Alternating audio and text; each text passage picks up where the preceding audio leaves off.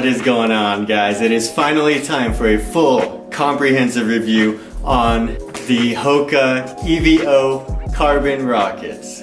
So the Hoka carbon rocket is a 1mm heel drop neutral racing shoe. It weighs 8.4 ounces in a men's size 11.5, which is not the lightest of shoes. To put this in perspective, the Hoka Clifton 4 in that same size weighs 10.4 ounces. The Saucony Kinvara 9 weighs 8.4 ounces, so it is actually a ½ ounce lighter than the carbon rocket. And if you're going for a true racing flat, the Mizuno Wave Ekiden 9 weighs 5.7 ounces, almost 3 ounces lighter than these Hoka carbon rockets. So if you're looking for a light shoe, there are plenty of shoes out there that are much lighter than this shoe. The speed of this shoe does not lie in its weight, it lies in the carbon fiber plate that gives it its stiffness and responsiveness. It's the first mainstream running shoe that's hit the market that features a carbon fiber plate since the Nike Vaporfly 4% in July of 2017. Unavoidably, this brings up a comparison between the two shoes. These are two completely different shoes with two completely different objectives. Let me explain. So, rewind to June 2017, the Nike Vaporfly 4% was released and it took the world by storm with its carbon fiber plate that promised to improve your race time by 4%. The Nike Vaporfly 4% has a 39mm heel height with a 10mm drop from heel to toe. 39mm is huge for a heel height. The Hoka's most cushioned shoe, the Bondi, has about a 37mm heel height. So the Nike Vaporfly 4% actually has a thicker heel than Hoka's most cushioned shoe. Just let that sink in for a second. In comparison, the Hoka Carbon Rocket has about a 26mm heel height with a 1mm heel drop. That being said, the Nike Vaporfly 4% is actually more cushioned, more plush, which feels weird to say that the Nike is more cushioned than the Hoka, but it is, and it is more prepared than the Carbon Rocket to handle heavier landings closer to the heel, where this EVO Carbon Rocket is more geared towards a lighter landing near the mid to forefoot region. You will either fit the Nike Vaporfly 4% or the Hoka Carbon Rocket. You most likely won't have a choice between one or the other. It depends on your running form. If you're more of a heel striker, you're gonna go towards the Vaporfly. If you're more of a forefoot striker, then you're gonna go towards the Hoka Carbon Rockets. Another important note is that both shoes are neutral shoes. If you pronate, neither of these shoes are gonna help with that. Starting off this review, as usual, we're starting with the ride. As I said before, this is a 1mm heel drop from heel to toe. This shoe is basically flat to the ground. And the low heel height keeps your foot closer to the ground and it keeps the shoe feeling fast. As you all know by now, it has a very heavily hyped carbon fiber plate. This makes the shoe extremely rigid. It can't bend. The only way to bend it is to actually snap the carbon fiber plate. Not gonna do that, don't worry. Don't worry, your shoe, I'm not gonna do that. It does have dual density foam, but they use it in a unique way. So, as you can see, there's two different colored parts of the foam here. The blue foam is actually harder than the white foam. Basically, the front of the shoe is more firm than the back of the shoe, meaning as the shoe gets closer to toeing off, it becomes more rigid and springs you forward. Despite the heel being more plush, it's still not enough for heel strikers. If you do primarily land on your heel, this shoe's gonna cause some damage. Do not buy this shoe if you land on your heels. The midsole is made out of ProFly, which is Hoka's more responsive, firmer foam. It's not their traditional spongy, marshmallowy type foam that they use, designed to run at a faster pace. Moving to the outsole, there is tons of exposed EVA foam on this outsole. I do have a beef with this rubber. This is not part of the ride, however, and I will go over this when we get to durability. We want to keep this shoe as light as possible and eliminate any unnecessary use of rubber on the outsole. My final score for the ride, 10 out of 10. I have never given this to a shoe before. This shoe really does come alive when you're running fast, which is what it was made for. This combination of cushion, responsiveness, and speed all in one shoe is something that I really have never experienced before. This is a 10 out of 10 ride. I've never felt a shoe that rides like this shoe. Now for the fit. So the upper on this shoe is pretty basic. It's this engineered mesh, as you can see. It is almost seamless. There is a seam right here where the tongue is stitched to the upper. Unfortunately, it's not completely seamless, very close though, pretty much seamless. There are plenty of vents that you can visibly see in the shoe. This shoe will have no problem dispersing heat with all of these vents that are throughout pretty much the entire shoe, with the exception of this heel cup. This engineered mesh it gives a little bit, but for the most part it's fixed, it's rigid, it doesn't really move, which ends up leaving a much smaller margin for error when you're lacing these shoes up, because this does not really give. So you really have to make sure that when you're lacing up you have that fit dialed in, because that margin for error when you're lacing becomes smaller because of the rigidity of this upper. It does have a relatively narrow fit, as with most Hokas, and this paired with how rigid the upper is makes it very hard for somebody with wide feet, such as myself, to achieve a decent fit with these shoes. Another point I'd like to make about the fit is that because the shoe is so stiff, the heel does slip.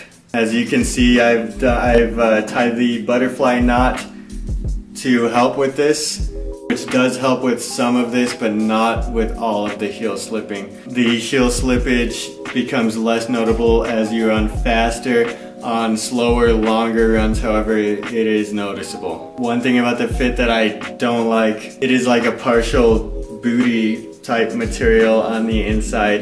This material is very soft, and I understand the purpose of it. It keeps your foot from coming in direct contact with this seam, and the material is very soft, but as you can see in here, it is very loose material, and as you're tying your shoe, you have to be mindful of the material because it can bunch as you're tying your shoe. Not a fan of it. For the fit, I'm rating it a 6 out of 10. I don't like the fit. As with most Hokas, the fit is not its strong suit. The uppers for Hokas always seem to just be a little bit behind the curve. It's just a very unforgiving fit with this upper with a narrow margin for error while you're lacing your shoes.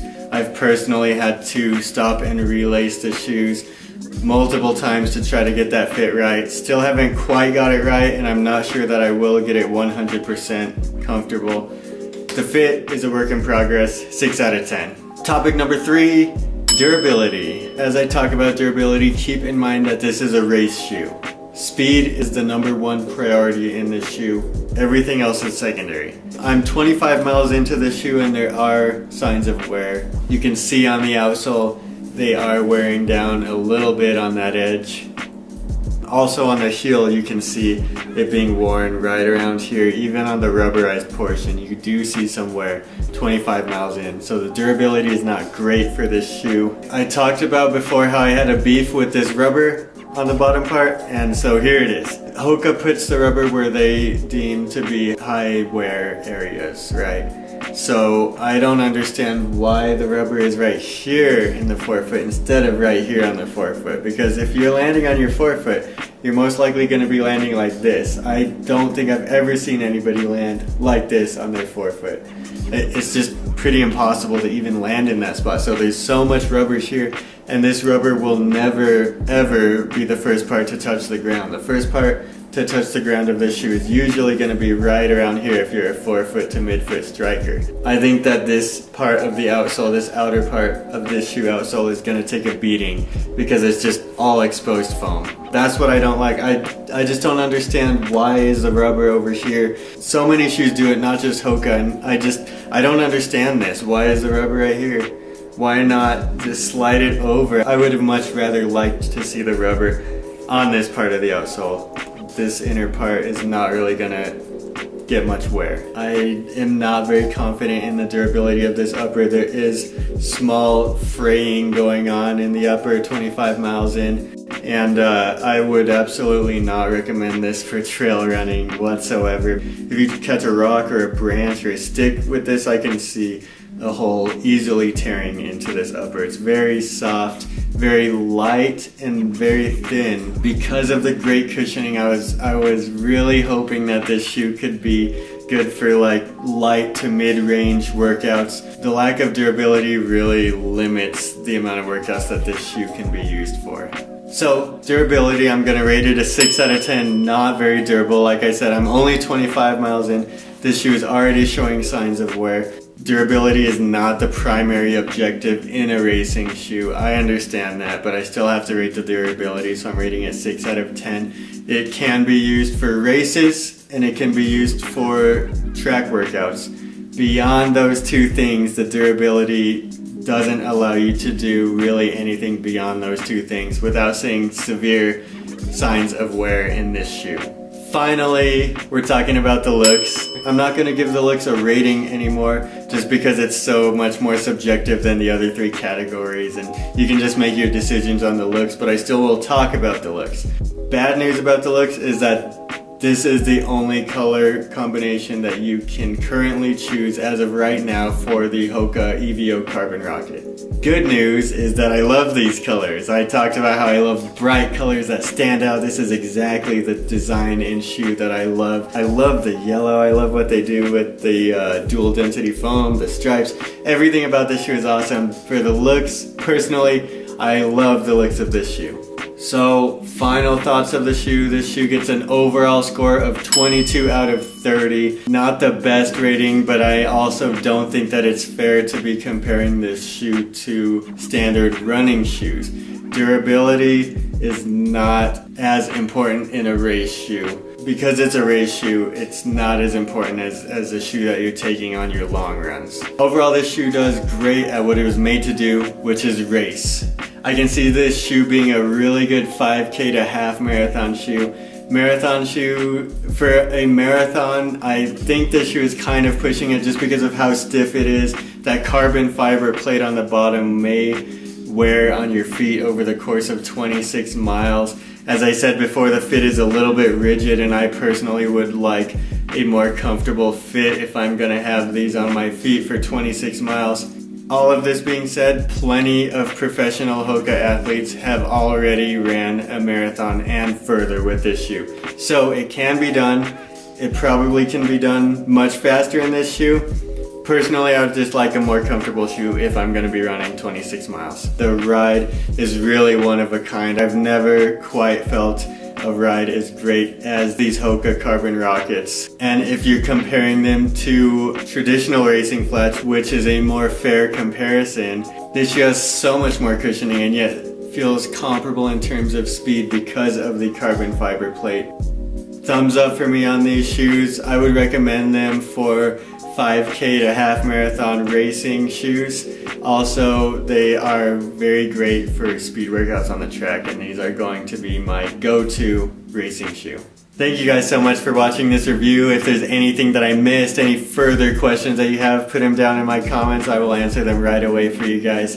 Again, I just want to say I appreciate all of you that are watching right now. If you like the video, want me to make more, go ahead and subscribe, hit that like button, make any comments, recommendations that you'd like. Thank you all for watching. I'll see you next time.